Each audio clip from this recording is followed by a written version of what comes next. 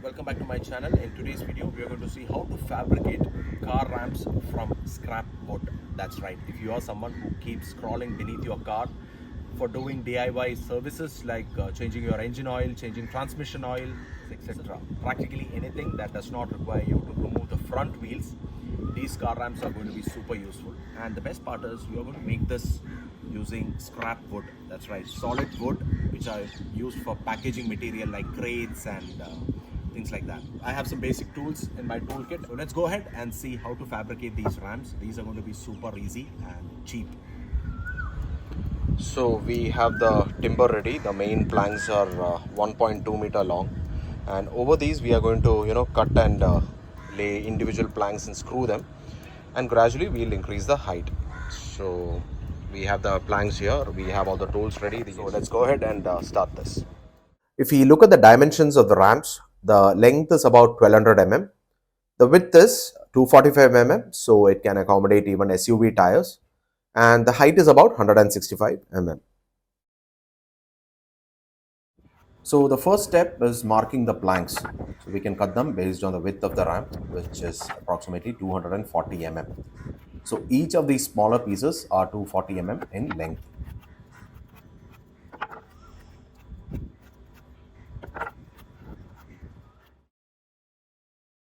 The next step is cutting the planks based on the marking which we have just done.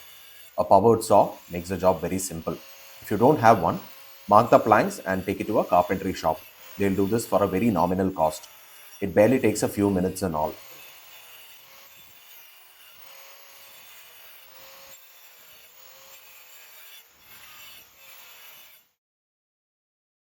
The next step is to assemble the planks and screw them one over the other, starting with the base plank. An adhesive is really not required, but I'm just using it as an additional measure.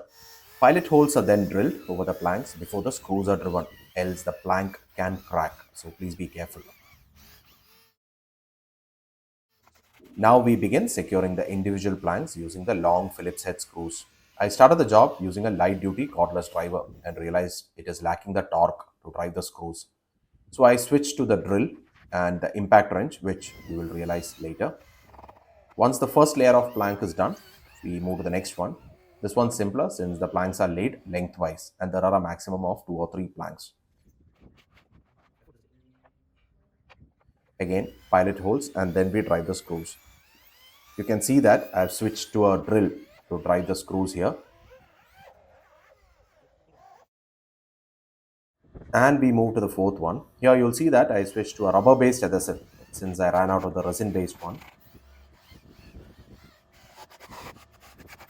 And finally, the last layer, which consists of just 3 planks.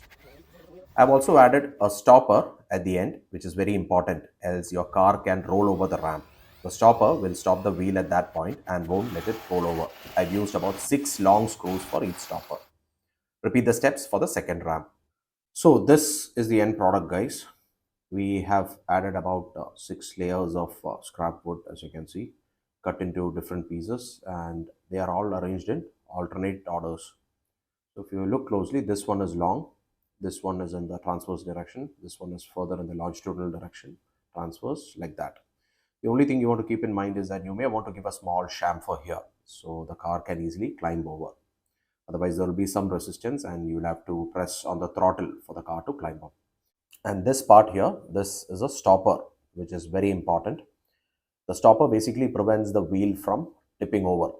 So it's very important, guys. So please keep it in mind to have a good stopper. And please ensure that you secure it with multiple screws. My one stopper is secured using 6 screws. The total height here, it is between 165 and 170 mm, as you can see. That's more than sufficient for a person to crawl. Okay, now it's test time.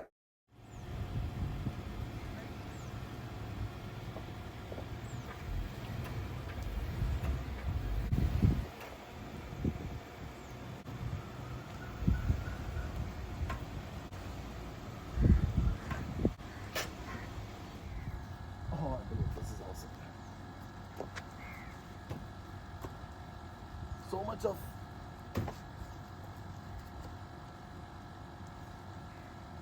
So guys, we have sufficient room in here to take your tools and access the AC's drain hole, the engine oil sumps drain hole, and any other work that does not require you to dismantle these wheels. So this height is more than enough. But for safety purpose, I would recommend that we keep a wheel chock here, something like this, so the wheel doesn't tip over and roll back.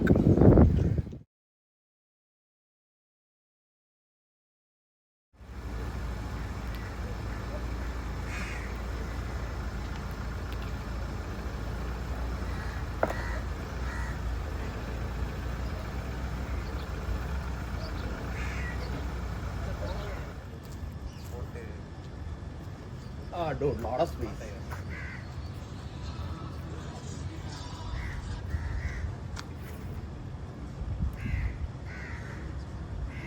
Back in 2014, I had fabricated a set of car ramps, except the planks were sourced from a timber merchant. This was a wonderful DIY activity, and we had a lot of learnings from this one. On a weekend, we went to a timber merchant in the evening, along with Krishnamurti, my good friend, had the planks cut it from his own shop, and then we had the planks planed from a nearby carpenter. Then we applied the glue, the usual process which we followed, and had it drilled using pilot holes and then secured using long wood screws. And this was the end product. Came out really well. You can alternately fabricate a ramp using metal angles as shown in this picture. So that'll be all, guys. I hope this video was useful. I'll see you in another video. Bye and take care.